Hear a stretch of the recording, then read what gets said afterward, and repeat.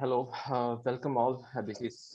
We are into our first plenary session, and in this plenary session, I'm quite happy to have three familiar faces like Professor Paul Patton and Professor Sundar Sarukai presenting at the conference, and Professor Rekram Raju chairing the session.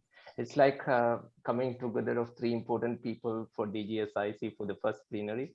It's like Sundar quite central in the formation of DGSIC and quite central in the organization of Manipal conference in 2015. And Professor Rekram Raju, of course, has been a great help for us and a mentor for us, and also have a book on Deluz in India, like much more interesting discussions and debating, calibrating Western philosophy for India.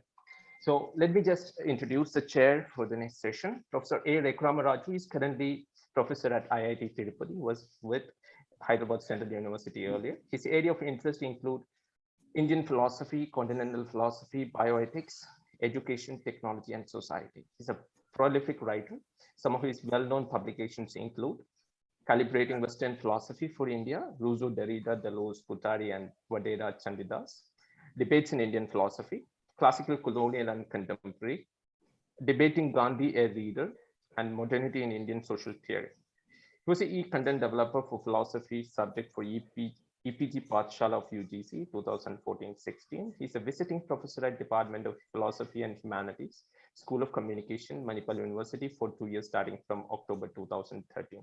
And this is just sort of a formal introduction. He's quite a well-known scholar among the Indian Academy, and I'm really happy and I'm to have him here and welcome you, sir.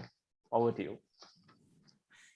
Yeah, thank you. Good morning, and thank you, Manoj, for this generous introduction. And I thank George, Minu, and Manoj. Congratulate them for taking this marathon, events every year regularly.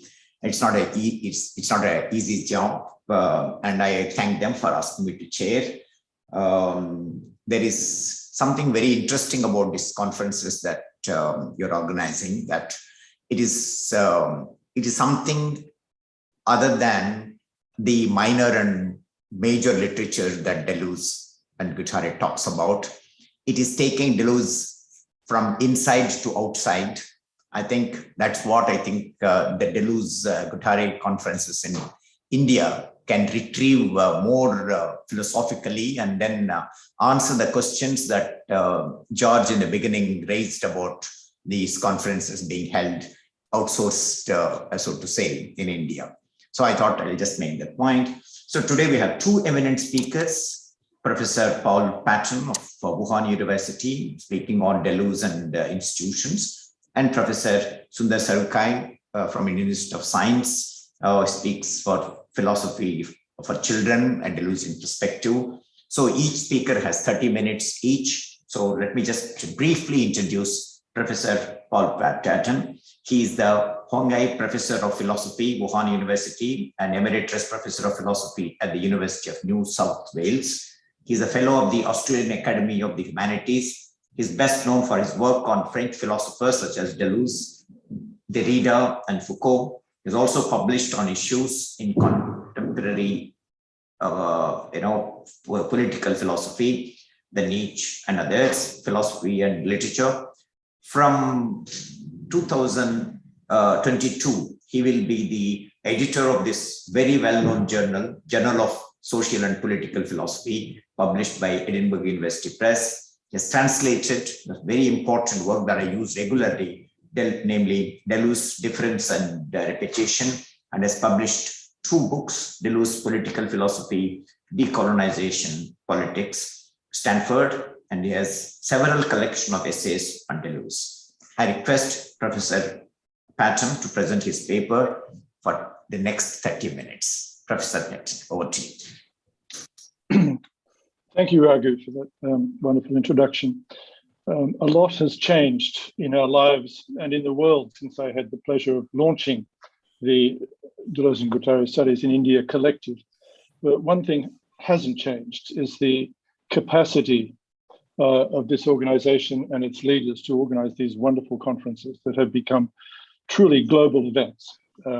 So I'd like to begin just by congratulating Manoj, George, Minu, and all the others involved in this conference, and to express my thanks for their hard work in doing so. It's a pleasure to present this plenary address. I will switch to screen share. I do have a small PowerPoint. Okay. So the host needs to allow me to screen share. I got a message saying host disabled participant screen sharing.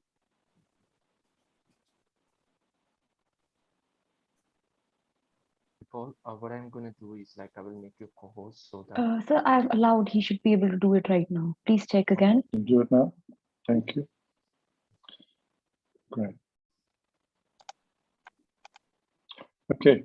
Can everybody see this PowerPoint? Yes, Yeah, yes, we yes. can see. Yes, sir. Excellent. Excellent. So my presentation arises out of work on Deleuze's interests in social institutions during the 1950s. And you may well ask, what's the reason for digging into this early period of Deleuze's career? In my case, the research is provoked by the discovery that in addition to his enigmatic remark about it becoming democratic, that is not the same as states of law, as one of the dimensions of resistance to the present in what is philosophy, Deleuze made another apparently positive reference to the idea of democracy in his introduction to the collection of texts that he edited in 1955 under the title Instinct and Institutions. And I'll say more about this earlier remark in a moment. My point here is simply to suggest that Deleuze's work on social institutions during this period provides an important resource for understanding his later political philosophy. An archaeology of Deleuze's political thought requires us to dig into this early work. In response to Negri's opening question in the 1990 interview, Control and Becoming, Deleuze says that he was always interested in collective creations rather than representations.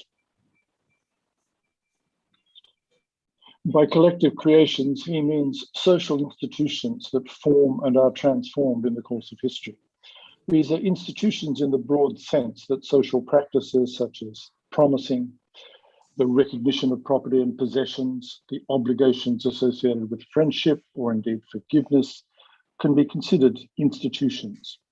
These are both more deeply entrenched in social life and also more variable than the formal institutions established by law.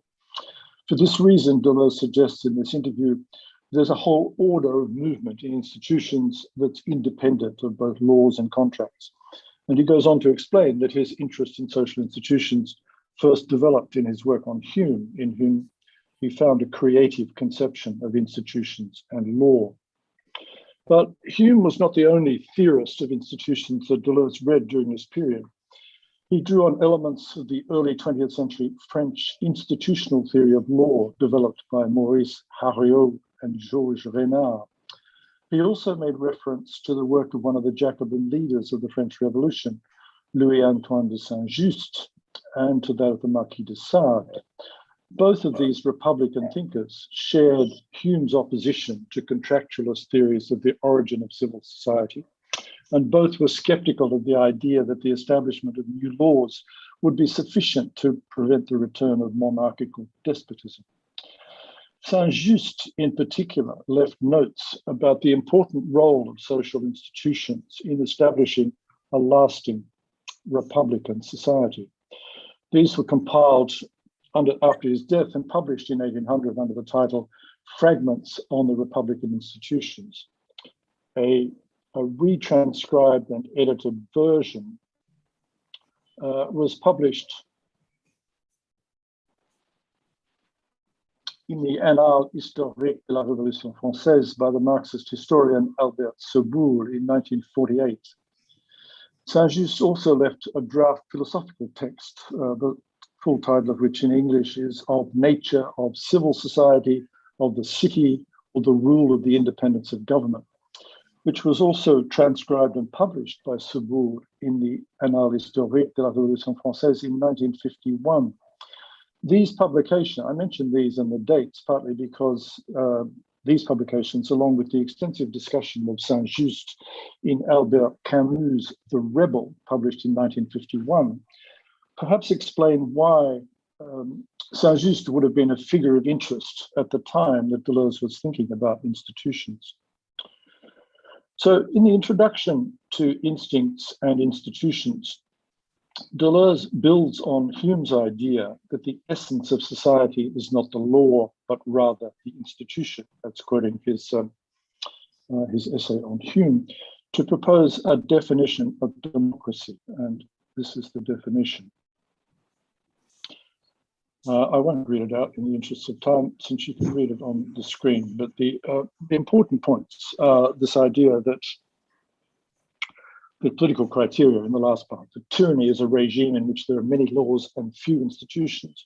Democracy is a regime in which there are many institutions and few laws. This definition of democracy in Deleuze's introduction to Instinct and Institutions doesn't come from Hume. In fact, it closely follows comments by Saint-Just in his fragments on the Republican institutions. So compare the political criteria presented by Deleuze in the final two sentences of that passage with the following remarks from Saint-Just's third fragment, and this is cited in Instinct and Institutions. And you see, parts of it are very close to Deleuze's comment. There are too many laws, too few civil institutions, despotism only decreases the more institutions there are. Further down, it is necessary to have few laws. When there are too many of them, the people are enslaved, and so on. So the proximity between Deleuze's definition of democracy and Saint-Just's vision of a free society is reason enough for exploring further the thought of Saint-Just about institutions and laws. And doing so, I think, promises to shed light on Deleuze's political thought during this period, and more directly, more indirectly perhaps, what impact his work on institutions may have had on his later political philosophy. So I'm going to talk for the rest of this presentation about Saint-Just. So let me begin with a brief reminder of the revolutionary career of Louis Antoine de Saint-Just. Born in 1967, he died under the guillotine in 1794 in the course of the Thermidor reaction. He was a leading Jacobin member of the National Convention and a close associate of Robespierre during the period of Jacobin rule between 1792 and 1794. He served as a legislator and was one of those who drafted the 1793 Constitution. He served as a military commissar and was president of the convention for a brief period in early 1794. But he is best known as the public face of the Reign of Terror. Saint-Just was the one who presented to the convention the reports of the Committee of Public Safety, of which he was a member, which often condemned individuals to the guillotine. He personally supervised the arrest and public execution of some of the most famous figures, including his former Jacobin colleagues, Georges Danton and Camille Desmoulins. He was arrested along with Robespierre in July 1794 and died shortly after. The 19th century French historian Michelet nicknamed him the Archangel of the Terror. For more recent English historians and commentators, and here I'm thinking of a recent book by Norman Hampson, published in 1991, Saint-Just was quite simply the devil incarnate.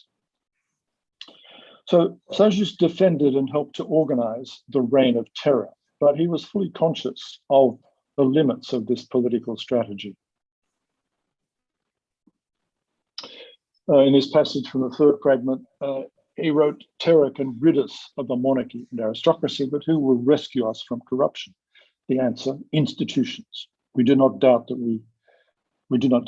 We believe to have done everything when there is a system for government." So his solution to the problem of how to turn the former subjects of absolute monarchy into citizens of a republic lay in a conception of the natural institutions of society, Institutions were the foundation of a republican society and the means to achieve a renewed version, of natural man. On his view, human beings were naturally social animals, and in nature, there is no need for contracts, legislation, or state-imposed constraints. Saint-Just also recognized the impossibility of a return to the original natural state, but he envisaged a social order based as far as possible on spontaneously arising institutions that retained something of the natural state. He was critical of political institutions, but he also saw a role for laws alongside the moral, civic, and domestic institutions on the condition that the laws, should be few in number and as clear as possible. He supported representative rather than direct democracy in the manner of Rousseau, but he distrusted officials and bureaucrats as a source of power between citizens and the representative assembly. And he proposed a system of censors elected by the people from among the older members of the community, who would have the power to bring to justice officials who abused their office. He was often regarded as a partisan of the poorest classes and an advocate of a proto-socialist conception of a communal and radically egalitarian society. He was largely responsible for a set of decrees called the Ventose decrees that envisaged the confiscation and redistribution of the property of aristocrats. But Saint-Just's vision of a republican society was in fact founded on an ideal of independent, small landowners equipped with a plough, artisans, and businessmen. He didn't envisage the abolition of private property, but rather strict limits on inequality, for example, by establishing an upper limit for the size of rural properties and establishing a minimum of material well-being for all. A key idea in his political thought was that of the independence of citizens, both economic and political, in two directions: independence from one another and independence from government. At the heart of Saint-Just's vision of an ideal society was the conception of the virtue required of the inhabitants of such a society. So like Rousseau, he distinguished between the citizen and the subject, but his conception of virtue was comprehensive rather than narrowly political, as it was in the case of Rousseau. And for this reason, like Rousseau, he placed great emphasis on the education of young men. Like Rousseau, women were not to be educated, their duties confined to maternity and the domestic sphere. He outlined for young men a Spartan program of education that involved sending boys to boarding schools in the country from the age of 5 to 16, after which they would be apprenticed for another 5 years. One other interesting example was the important institution of friendship, which Saint-Just proposed to make the unifying institution of society. Much more than a purely private matter, friendship, on his view, represented the kind of spontaneous relationship of affection found in natural society.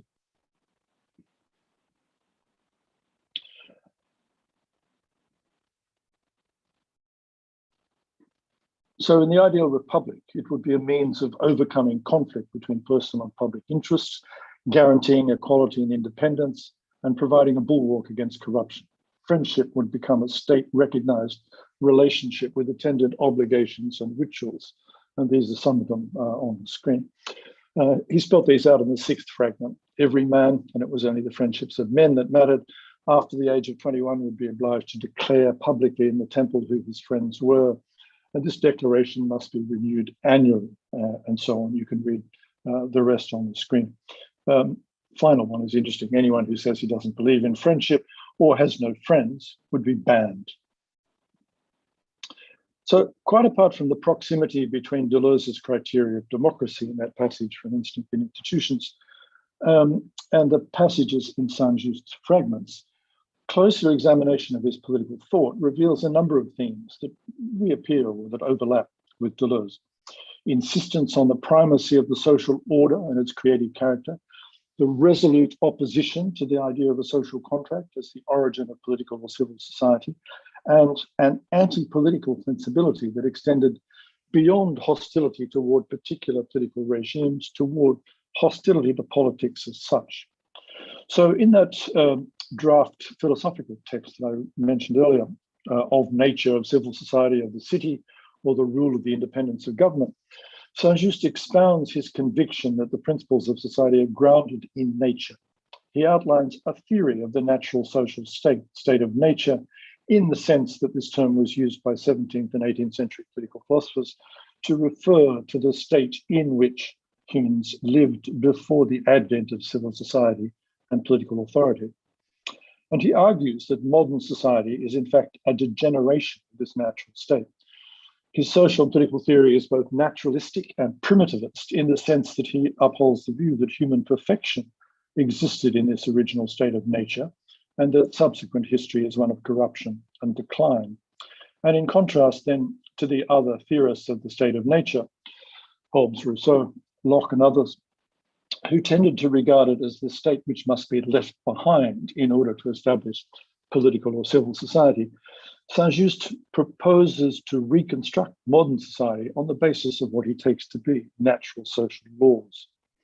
So in contrast to the radical individualism of Rousseau, for whom society was a developed stage of humanity, Saint-Just takes the natural state of human beings to be immediately social. His basic idea is that of a harmonious association of individuals within their kind or species. So quoting his treatise, all that breathes is independent of its species and lives in society in its species.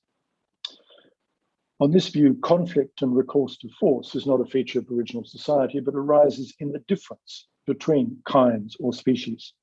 And Saint-Just argues that this external conflict becomes internalized in human societies, destroying the primitive harmony of human beings and introducing inequality. Conflict between species or kinds is thus the origin of political as opposed to natural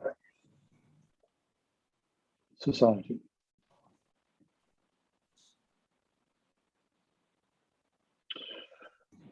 This natural social state is then the source of value and the basis of Saint-Just's criticism of existing political society. In effect, he inverts the order of value established by the other social contract philosophers that I mentioned, such that the state of nature is the civilized state and political, and for him, the state of nature is the civilized state and the political state, the savage or barbaric state. The latter is the source of all relations of force, constraint, and inequality. On this basis, he denies that the source of civilized society is to be found in the contract. For him, by their very nature, contracts are a means to manage compromise between antagonistic forces. They arise in the context of political rather than natural society. For Saint-Just, the natural laws of society are founded on the relations that define men as natural beings, members of a particular kind in possession of a territory, and secure in their own possessions. Independence and equality are the fundamental principles of this conception of the organic social order. The natural order of society implied an objective moral order independent of human creation, even if there remained a margin of discretion for the legislator attempting to restore that order in the modern world. And in a longer talk, there would be much more to say about Saint-Just's understanding of the function of the legislator in contrast to the views of Rousseau and others. Saint-Just doesn't provide a detailed account of how these principles, these natural principles, are to be assured in a modern republic, but the fragments on republican institutions provide some clues. But there is a clear orientation in favor of a social order that functions organically without the intervention of political authority. Political authority for Saint-Just was to be limited as far as possible to its original role, namely protection against enemies from without. This leads him to reject all social relations based on force, including the authority of magistrates. The principles of natural society are in conflict with the distinction between governors and governed, which disrupts the natural order and introduces the distinction between those with more and less power. For this reason, the French historian on whom I'm drawing for much of this account of Saint-Just's political thought, Miguel Abonsur, comments, and I quote, This radical criticism doesn't target a particular political form, but absolutely rejects politics as such, understood in the sense of the reign of force. Ignoring the creative spontaneity of the social state, politics establishes violent bonds instead of natural ones. So it would be tempting, but a mistake, to suppose that Saint-Just was an anarchist, opposed to the existence of law in any form. On the contrary, he accepted the need for laws, but these would be laws of a different kind. Law and power must be dissociated, he wrote. A legal order is conceivable independently of any phenomenon of constraint and authority. The difference is that law, as he understood it, should not be the product of political will, but the expression of natural social relations. For Saint-Just, this implied a distinction between two kinds of law that could coexist within the same society: a social law that expressed the natural forms of integration of individuals within society, and a contractual law that coordinated their otherwise antagonistic individual behaviors. So Saint-Just insists on the distinction between society and state, arguing that the former is a spontaneous creation based on the needs and affections of human beings. The latter is an imposition, an overlay on the natural order that serves to coordinate their actions and desires insofar as these have departed from the natural state. Saint-Just recognizes the need for state-imposed law because of the multiplication of private interests and the resulting social disorder, but he struggles to conceive of a form of state power that would not be detached from society, regulating it from a position of exteriority, and a form of law based on equality that could give rise to an order of positive, harmonious, and reciprocal collaboration. There is a widespread view of Saint-Just as a disciple of Rousseau, and Abonsur, and in particular, spends a bit of time pointing out the differences between Saint-Just and Rousseau. While Saint-Just shared the aspiration toward an independent and free society, he was critical of the means by which Rousseau proposed to achieve this, arguing, quote, that Rousseau, stifles freedom with his own hands, and the more he establishes springs against slavery, the more he forges weapons to tyranny. Rousseau also insisted on the independence of citizens from one another, whereas for Saint-Just and other Republican thinkers at the time, personal independence could only exist within the forms of social unity.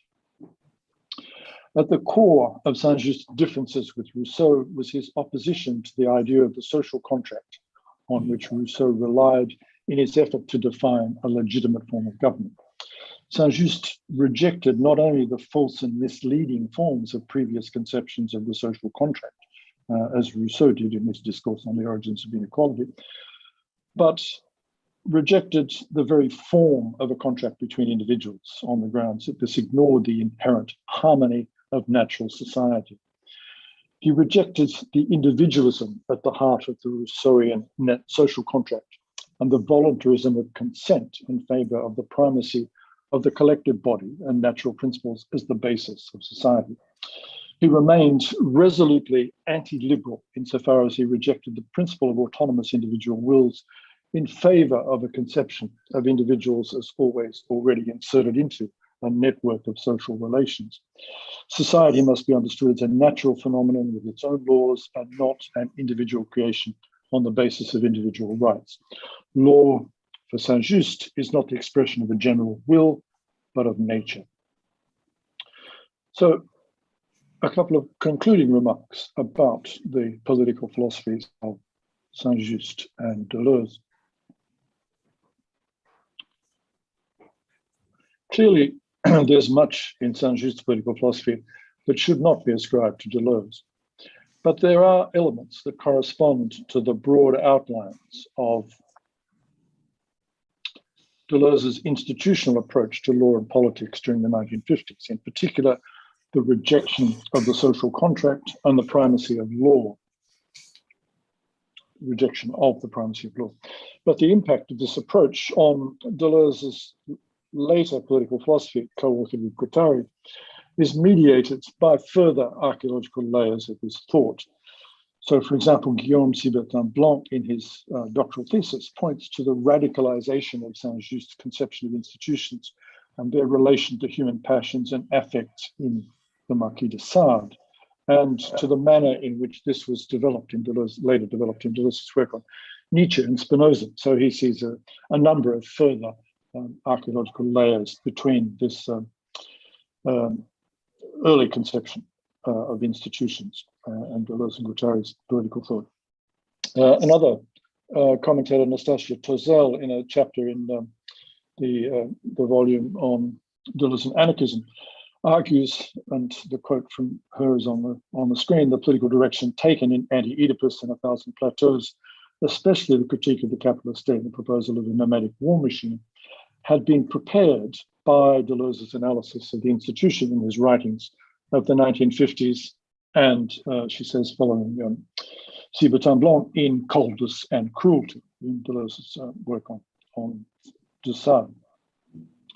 So it's clear, nevertheless, that a consideration of Deleuze's early political thought alongside that of Saint-Just casts a particular light on his remark about becoming democratic in What is Philosophy, to return to my starting point.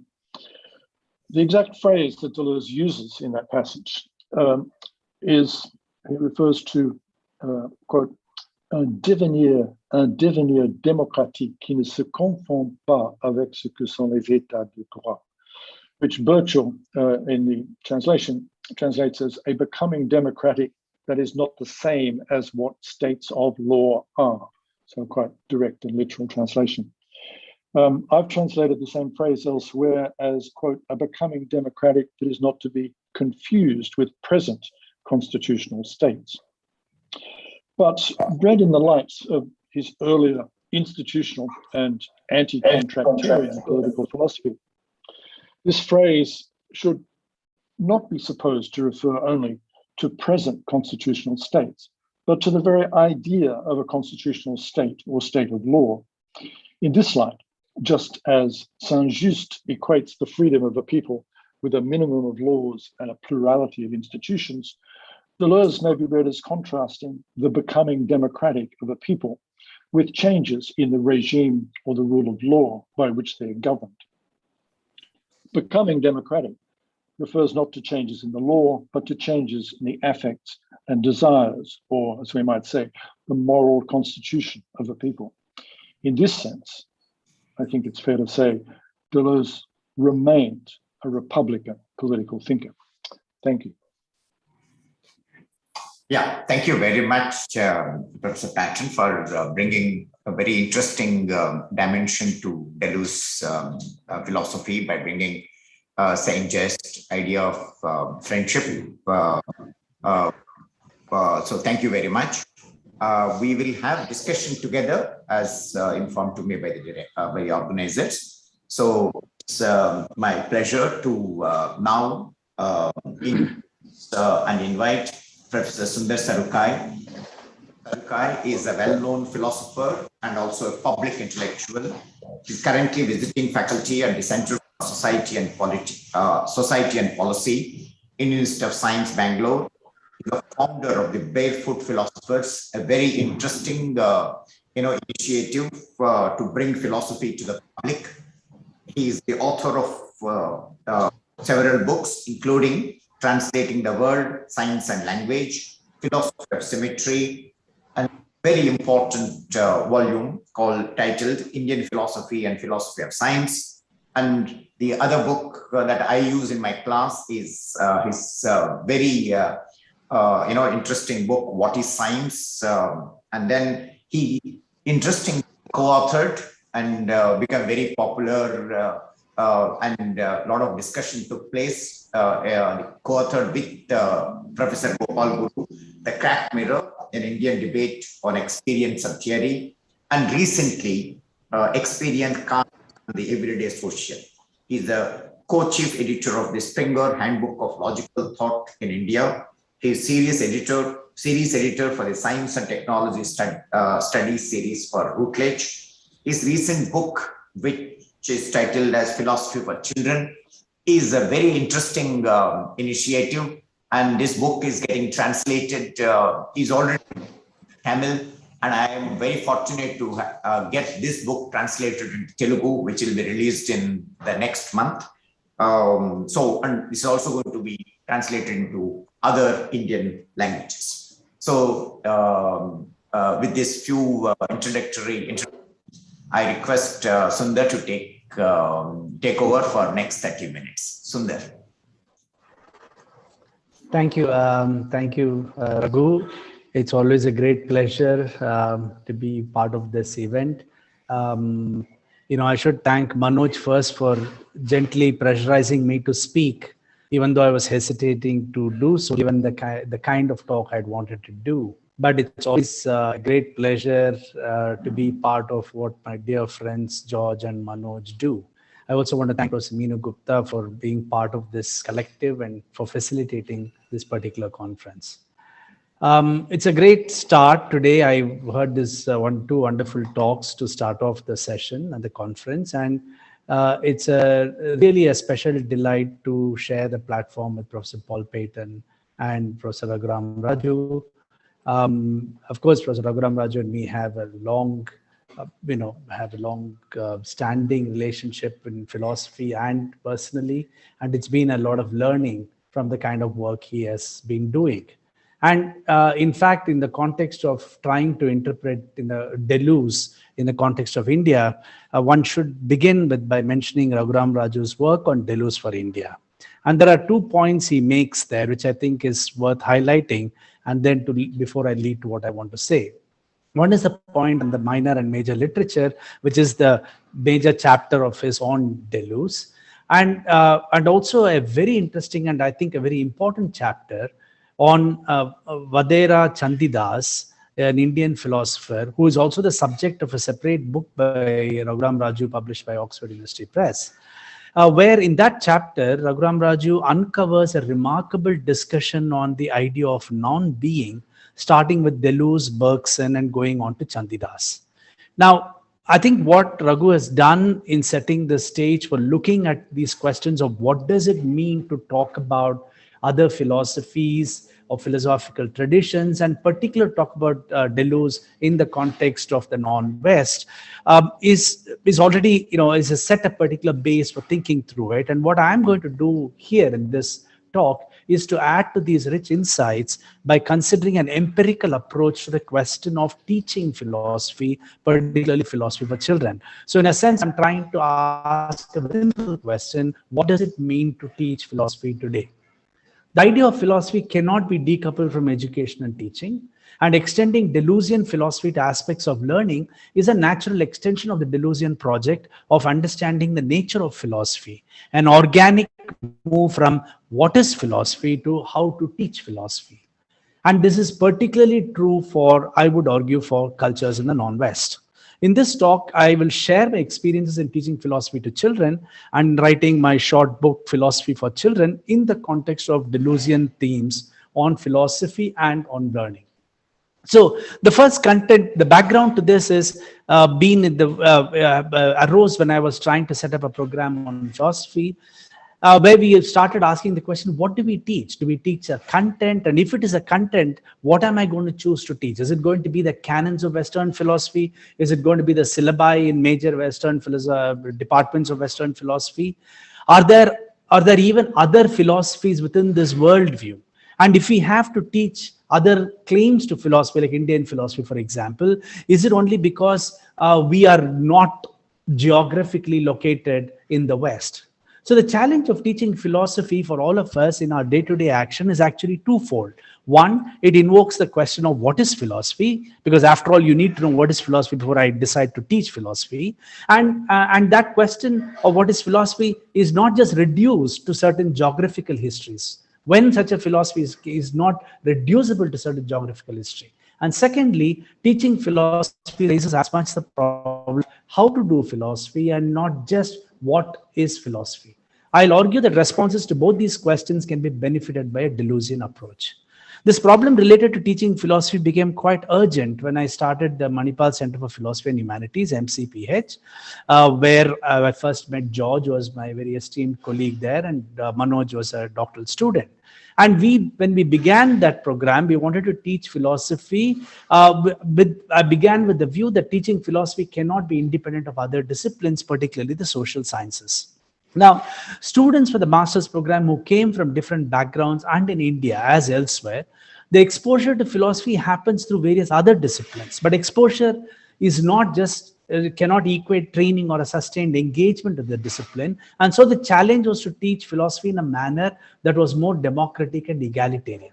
Such an approach is already Deleuzian given his views on philosophy, on which I shall say more later. But such a question is also not something that can be easily asked in more technical discipline, such as the sciences.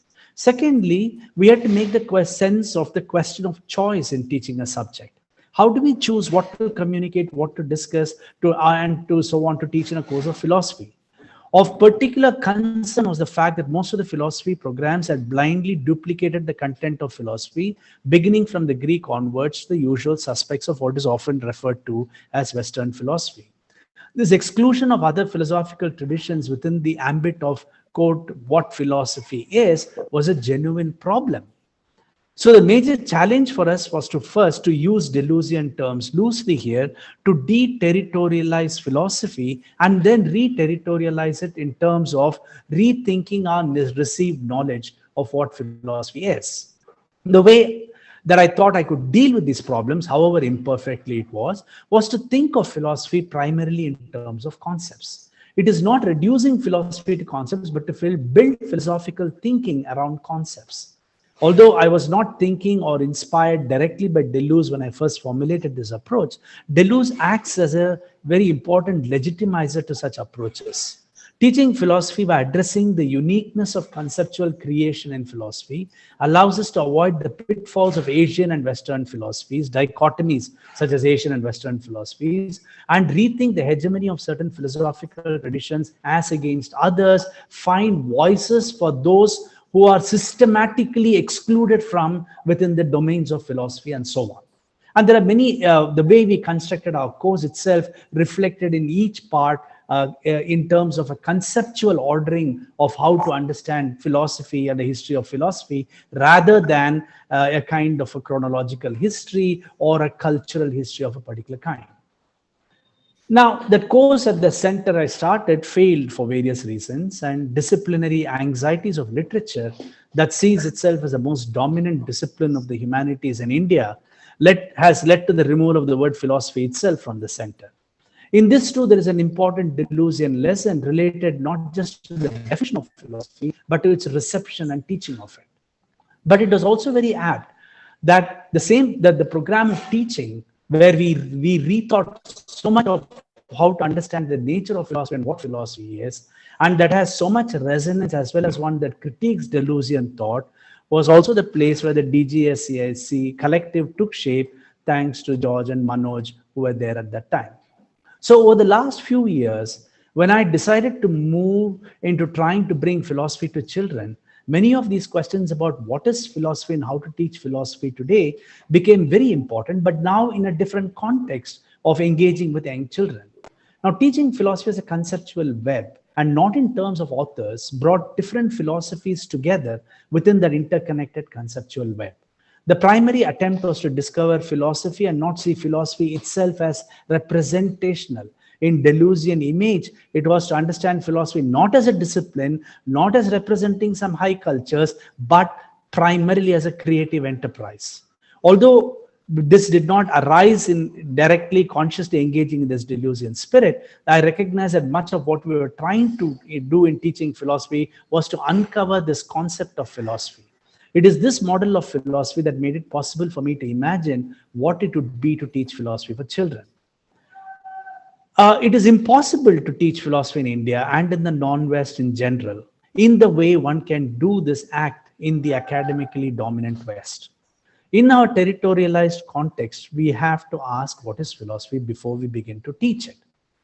Now, Deleuze is not of much help here, given his views on Greek philosophy and his scattered misreading of Indian and Chinese philosophies. In What is Philosophy, Deleuze and Guattari write, quote, can we speak of Chinese, Hindu, Jewish or Islamic philosophy? Yes, to the extent that thinking takes place on a plane of immanence that can be populated by figures as much as by concepts. However, this plane of immanence is not exactly philosophical, but pre-philosophical. And what does this idea of the pre-philosophical do for Deleuze? As Deleuze and Guattari point out, quote, the pre-philosophical shows that a creation of concepts or a philosophical formation was not the inevitable destination of the plane of immanence in itself, but that it could unfold in wisdoms and religions according to a bifurcation that wards off philosophy in advance from the point of view in its very possibility. They go on to give an argument of why this association of philosophy with the Greeks is to be taken as something very organic. But they also do this in a way which is different from other colonial discourses on the relevance and the importance of Greek thought vis-a-vis other philosophical traditions in Asia and Africa. Now, in this, of course, they draw upon very important ideas between friend and thought, and friends of philosopher as friends of concept, and so on. But if you look at the final conclusion in that paragraph, they point out that the principle of reason, such as it appears in philosophy, is a principle of contingent reason, and is put like this: there is no good reason but contingent reason. There is no universal history except of contingency. A very important aspect which is necessary for the idea of philosophy, but what they say, I do not want to naively map what they say here to Asian philosophies, but in asking the question of what is philosophy, it's important to recognize that their view about these philosophies are mistaken at least on two counts as described in their book. One, the mistake of reducing these philosophies to wisdom and religion, and two, the lack of awareness of the core importance of contingency in these philosophical traditions, particularly in Indian philosophy. In other contexts from which Western philosophers, European philosophers have written about Indian philosophy, it is a complaint about contingency and the inability of what they think Indian philosophy, including the Indian logical tradition, is not able to get away from that particular deep reflection on this particular problem of contingency. So there is much we can discuss here, but following Deleuze and Guattari's caustic remarks that philosophy is really not about discussion, after all, we should mention that in What is Philosophy, they say, quote, the idea of a Western democratic conversation between friends has never produced a single concept. Keeping that in mind, I will proceed ahead without discussing further about this point. But however, I must point out that Deleuze and Guattari's approach to non-Western philosophy is not dismissing the Western philosophers, including those in many philosophy departments today. The reason is worth noting that although that argument lacks empirical support needed to come to the conclusion that they do. They state that, quote, no doubt the Orient thought, but it thought the object in itself as pure abstraction, the empty universality identical to simple particularity. The point here is not to just wonder at this incomplete reading of what they call the Orient, but to actually point out that even working within the Deleuzian framework of deterritorialization and reterritorialization, we should map these philosophies in a different manner. Deleuze and Guattari do this for writers as very well as we see even in the book on What is Philosophy. They do for Hegel and Heidegger, for example. So the point for all of us in the non-West context, looking to teach philosophy or even speak on behalf of philosophy in the contemporary period, is to find these means of deterritorialization and reterritorialization of Indian philosophy, Chinese philosophy, and the like. In fact, there is within these authors the critique to their own position on non-Western philosophies and as extension the everyday life of these societies. After all, their view of concepts is distinguished by the difference they make between concepts as universals and singularities. Singularities are not characterized by sameness as universals, but by difference, because for the singularities, by difference for the singularities, which can be seen as false. The aim, as Deleuze points out, quote, is not to rediscover the eternal or the universal, but to find the conditions under which something new is produced, creativeness, end quote. This approach shows us clearly what the problem in teaching philosophy today is.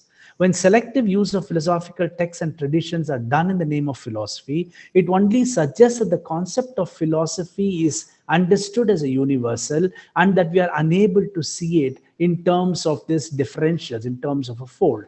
In my act of trying to teach philosophy, I can say with some confidence that it is only when children rediscover philosophy in the act of thinking philosophically that philosophy as a concept becomes a singularity, a fold.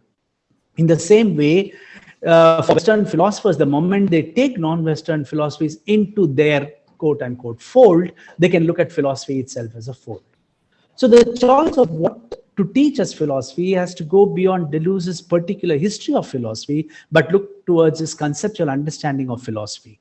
And when we look at philosophy through his prism of concepts, they actually give us a very fruitful way of defining and teaching philosophy. I would argue that based on my empirical experience of teaching both adult students and children, such an approach is empirically sound and not reflective of some theoretical bias. It's useful here to very briefly remember the central role of concepts in Deleuzean understanding of philosophy. In What is Philosophy, Deleuze and Guattari state, quote, concepts in this sense belong to philosophy by right because it is philosophy that creates them and never stops creating them. The concept is obviously knowledge, but knowledge of itself and what it knows is the pure event, which must not be confused with the state of affairs in which it is embodied. Now, this is something which all of you, especially this particular group, knows very well. But I'm just rehearsing this in order to say how this transforms into pragmatic pedagogical practices in doing philosophy, in teaching philosophy. So for them, if philosophy is an act of quote forming, inventing, and fabricating concepts, then what is the implication of understanding philosophy in this manner to teaching philosophy, to the pedagogies of philosophy? As Daniel Smith points out in his piece on the nature of concepts, quote, Deleuze's concept of the concept differs significantly from previous conceptions of the concept because, of course, in the fact from a Deleuzean perspective, they have no identity but only a becoming. Smith argues that there are three important consequences of his definition of philosophy. I suggest that these can be usefully extended to inquire not into the definition of philosophy alone, but the consequences for teaching philosophy.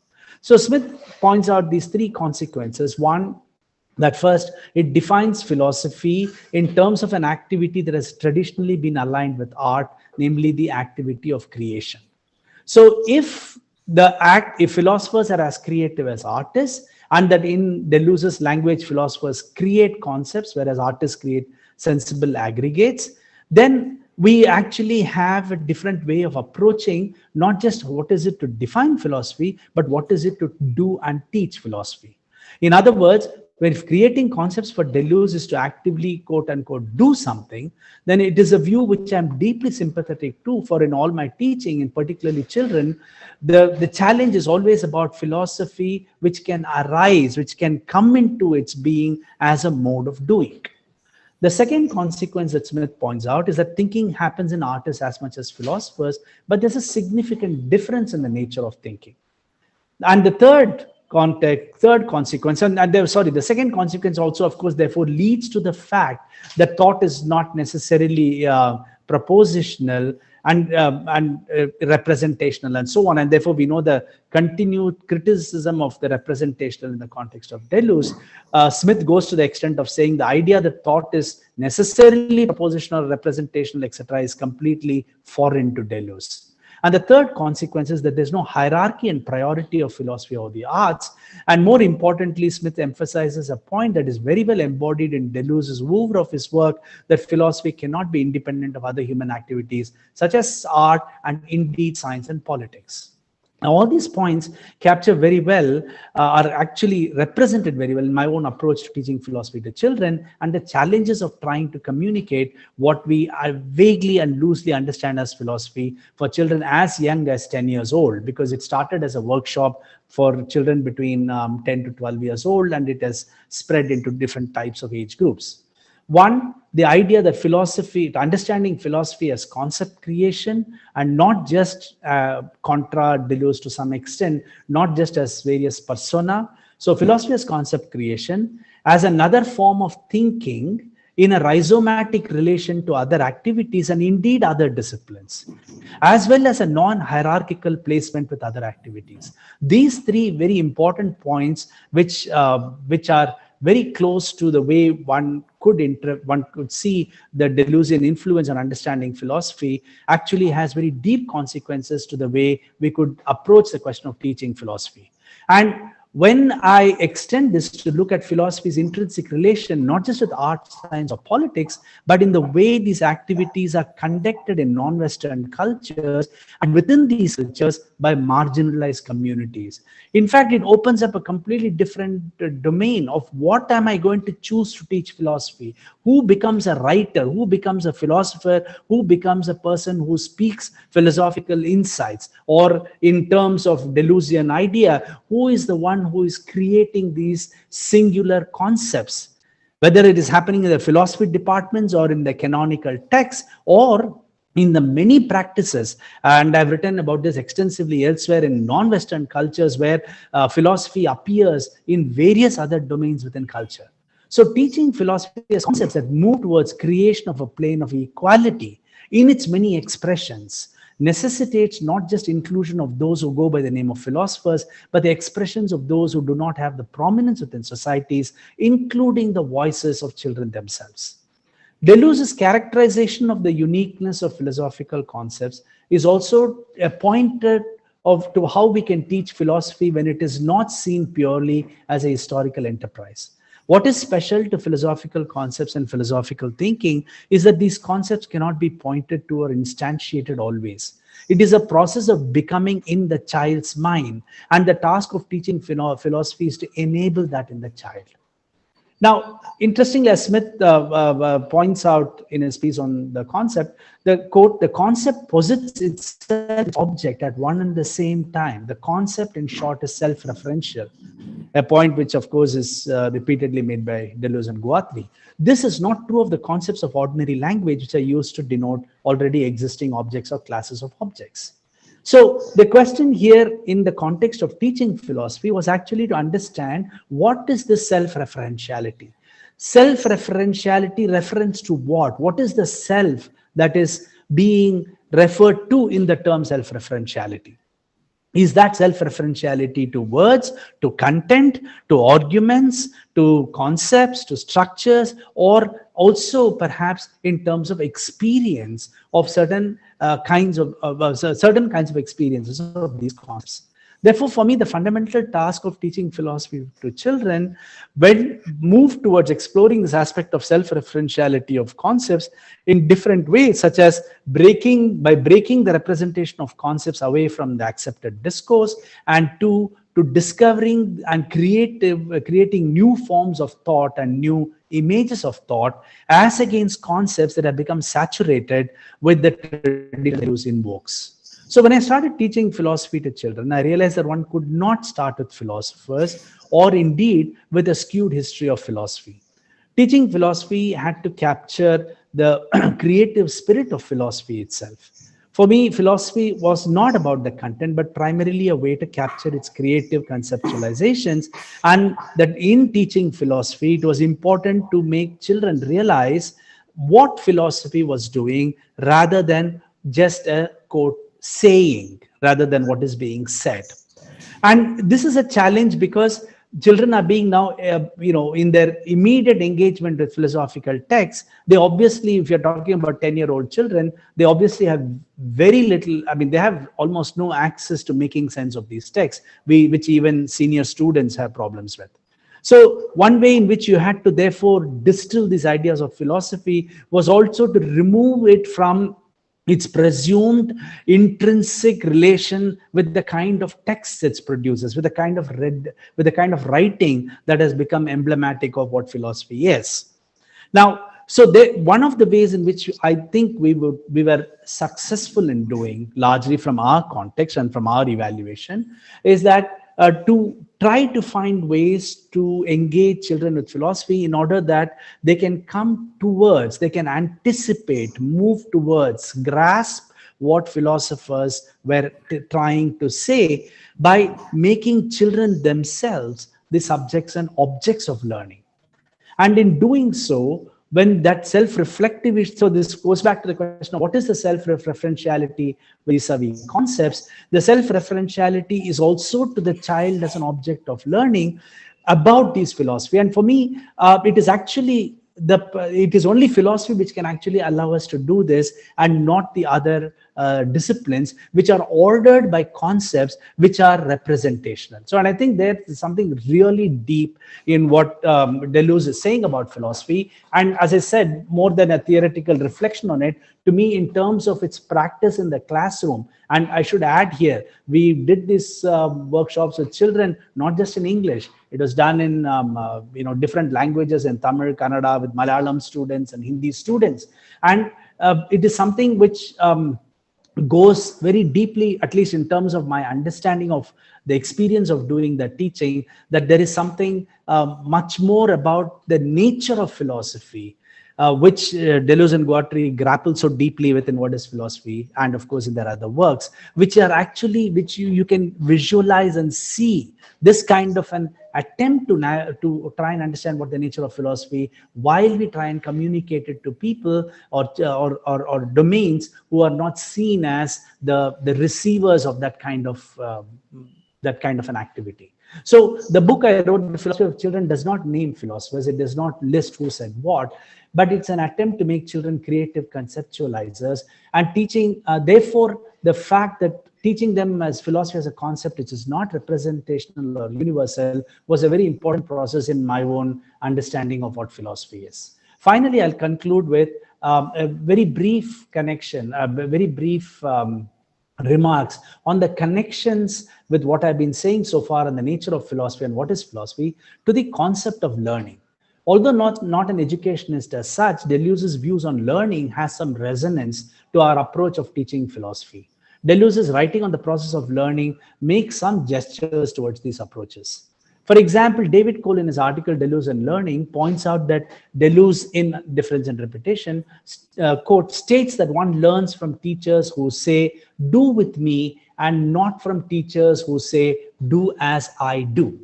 In other words, learning is a necessarily reciprocating and relational process and includes elements of non-relation, end quote. Interestingly, in my experiments with teaching philosophy, I repeatedly came back to these two essential points about learning. It's not merely questioning of accepted knowledge, but finding pedagogical ways to teach children how to question accepted knowledge.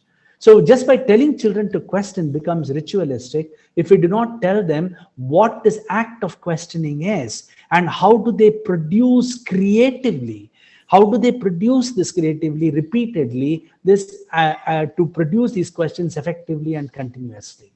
And here is where, in my evaluation of this workshop, I found where philosophy helps, since teaching these aspects of questioning arises through modes of philosophical action, a philosophical doing, which is deeply connected to our approach to concepts and learning. Secondly, the relational process in learning, sometimes codified today as social learning, was also a natural consequence to our experiments in teaching children. As you'll also see in the book Philosophy for Children, the exercises which are there are repeatedly attempts to convince children the importance of relational learning with others for the exercises. Cole also points out that the 8 postulates given in Difference and Repetition is a way to escape from representation as the basis for metaphysics. As Cole points out, one could argue that everything that Deleuze writes after the Image of Thought section of Difference and Repetition during his career relates to these postulates in some way and is an attempt to create thought without an image that makes philosophy more democratic and fully open to novel interpretation. But what is it to make philosophy more democratic and to be interpreted novelly? How can one achieve that in the act of teaching, including teaching to children? Each of the postulates is with reference to particular characteristics, such as characteristics of logic, modality, knowledge, etc., which limit creative thought. And therefore, this leads Cole to argue that the last postulate, the subordination of learning to knowledge and culture to method, directly relates to learning and is a starting point for a new metaphysics of learning from Deleuze that disavows representation in thought. And therefore, the hope I think what Cole is pushing at is to say that it goes, the point is to look at learning, core learning, and, not through these other kinds of representational modes. In my experience, it is this direct challenge to a hidden metaphysics of learning related to representation that is essential to the act of doing philosophy, both as creative enterprise and as pedagogy. The hidden metaphysics cannot be taught as representational. It has to be uncovered and experienced through experiences of learning. Learning, thus, is not about content and names, but about understanding the subject who learns. In this sense, doing philosophy in moving away from the representational also becomes self-transformative. And that's a lesson that brings philosophy in other traditions within the true spirit of what philosophy is for Deleuze. And most pragmatically, I have found this to be the ideal way of teaching philosophy to children as well as adult students, given the context, the geographical context that we are situated in. Thank you. Yeah, thank you, Sundar, for that excellent and a very moving presentation. I find that, there are two approaches that are prevalent today. One is the classical way where, the philosophy is taught to the children, from the young age. And then there is this modern approach where, you wait when the children become adults and then start teaching. But I think the path that you are treading is in a non-traditional way, reaching to the children. I think that's quite distinct from the earlier two models or the existing two models. Thank you very much. And I open the two papers for the discussion. And I see Roshni raising a question. Roshni. Should I read in the chat? Or? Yeah, from the reading the chat. Can I read it from the chat? Thanks, Sundar, for raising Indian ways of doing philosophy to center stage. Though Deleuze and Guattari's critique of Indian Chinese philosophy is heart-piercing, is it not their critique pertaining to elogizing wisdom modeled after Vedantic absolute? Sundar. Very quickly, I mean, there's a lot we can talk about, where this whole question of the reception of Indian and Chinese or the Asian and African philosophies within the mainstream, the production of philosophy in the West, particularly following the German idealists, particularly from post-Kant to Hegel, and also coming down to Husserl and Heidegger. So, I don't get the point about the connection within what I read, that Deleuze and Guattari were really talking about the Vedantic absolute or had undertaken an critical analysis of the notions of, for example, the being and the non-being, like in Raghuram Raju's work on Deleuze and Chandidas, which you can really see a very critical look at trying to understand the conceptualization of these terms about being and non-being in different Indian philosophical traditions. And since I don't see the evidence of that, I don't know if what it is that they're modeling, where is it that they're getting their understanding of their quaint usage of terms like the Orient and their, the description of the Orient in that sense. Yeah. Any other questions to Professor Paul Payton?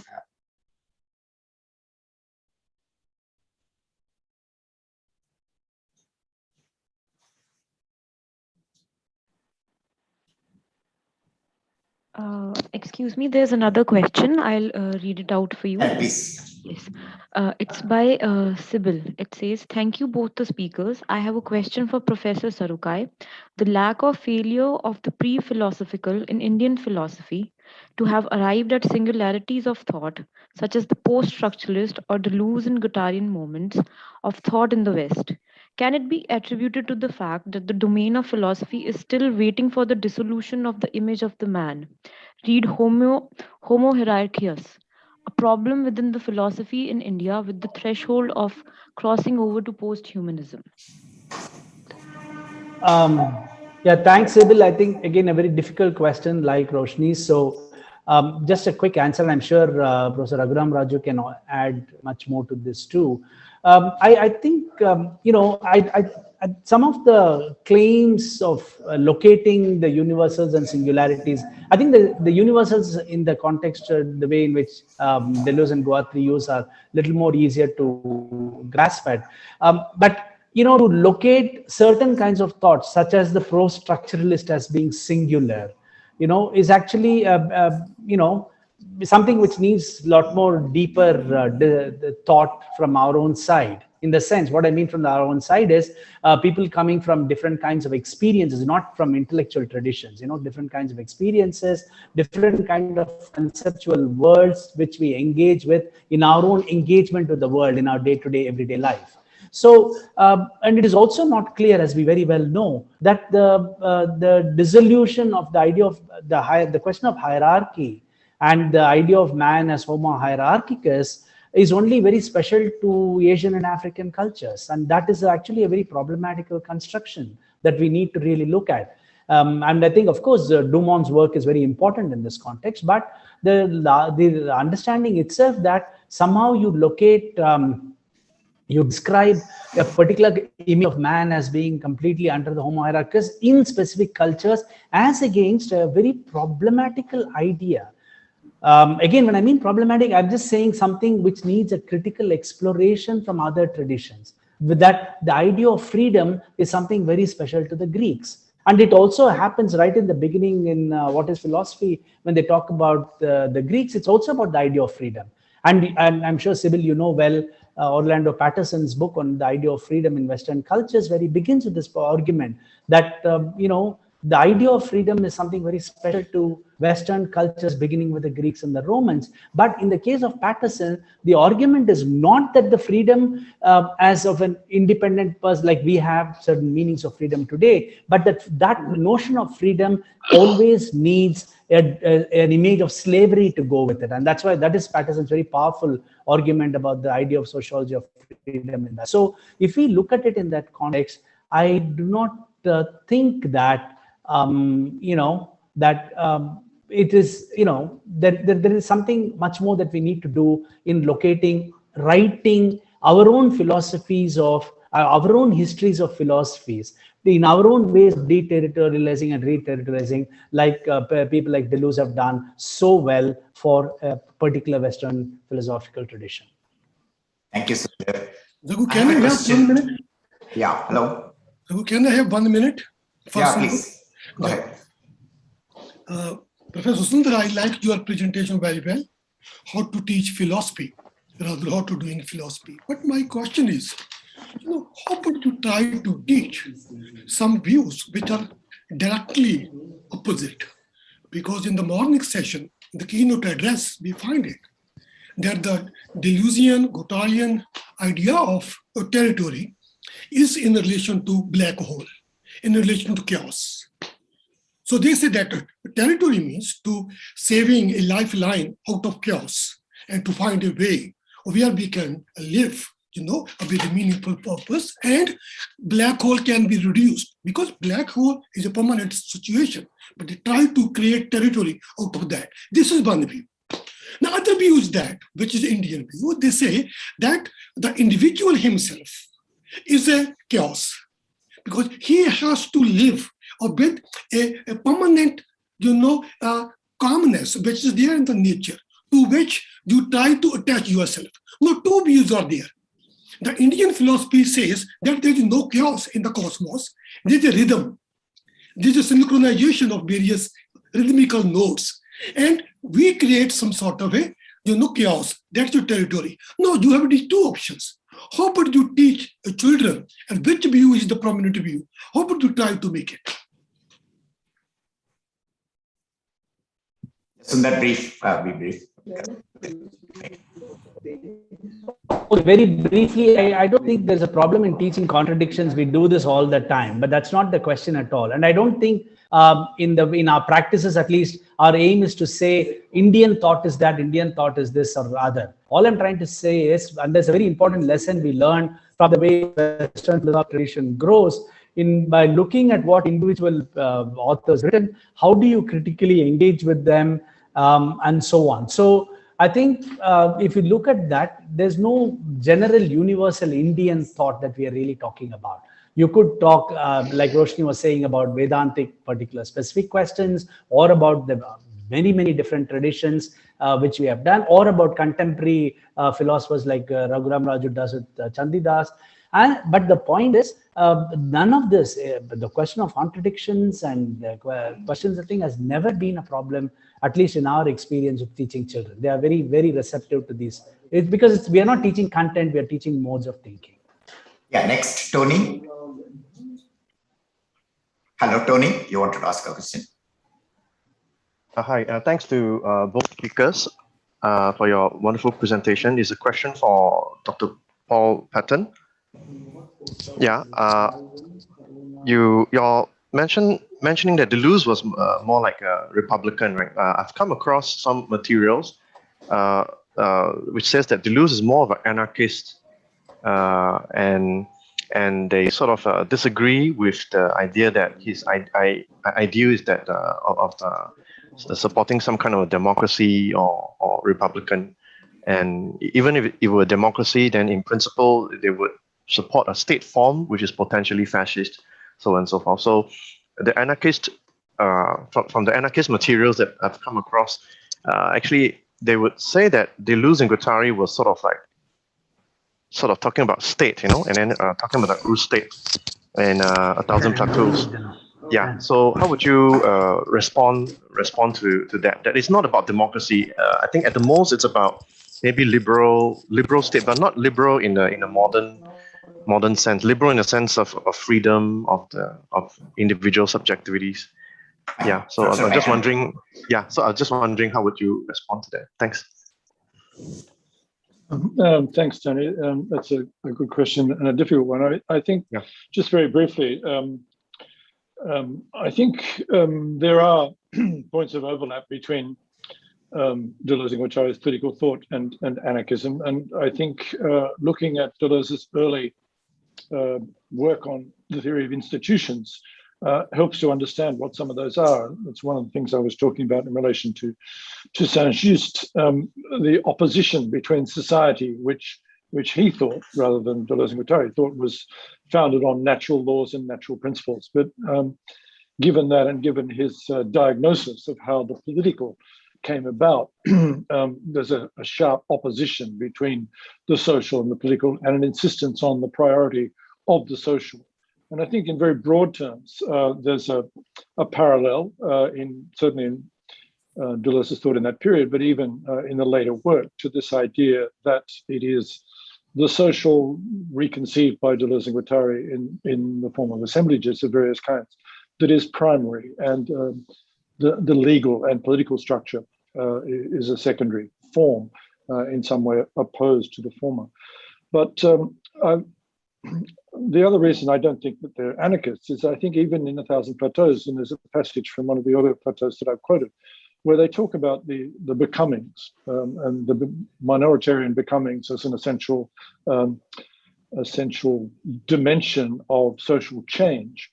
They also make the comment that these becomings, of course, are important. They're only effective because they impact on the structure of law and the formal institutional structure of society. So I think, again, a bit like Saint-Just, there's a theoretical insistence on the primacy of the social, but a recognition of the necessity for law. So in that sense, I think they're not straightforward anarchists. Okay, thanks. Any other questions? If there are no questions, then I want to thank both the speakers for bringing two important domains onto the center table. Professor Patton brought the idea of friendship while discussing institutions. We're referring to the works of Saint-Just. I have a small question to him, but since there is not much time, I don't want to ask it in a form of a question. I'm very happy that the idea of friendship is brought, in the midst of contract and other kinds of things, But what I'm very uncomfortable, that I'm comfortable with the idea of friendship, Professor Patton, but I'm not comfortable with banning people who don't, belong to the friendship. That looks more coercive, almost as coercive as a Hobbesian, contract. So that's one point, but I'm thankful to you for, it's a wonderful presentation. And I think traversing the idea of friendship is a very interesting and a productive way of, coloring Deleuze, in a different shade. And I also thank Sundar for bringing another important phases of one's life, adulthood, old age, and all that. In that, there is an important place of the childhood, and that particular age, that phase of the age is really brought out. And I think that also adds very important dimensions to Deleuze and raises, they can raise, several questions with which Deleuze will be both comfortable and also not comfortable. But I think that's the best way of treating him. With these remarks, I thank once again both the speakers for their excellent presentation and all the audience for your patience and asking questions. And I thank the organizers for giving me this opportunity. Over to you. Thank you. Thank you. Hello, everyone. Please stay connected while we start the next session, and please wait while we play the video, and then we can formally begin the next session.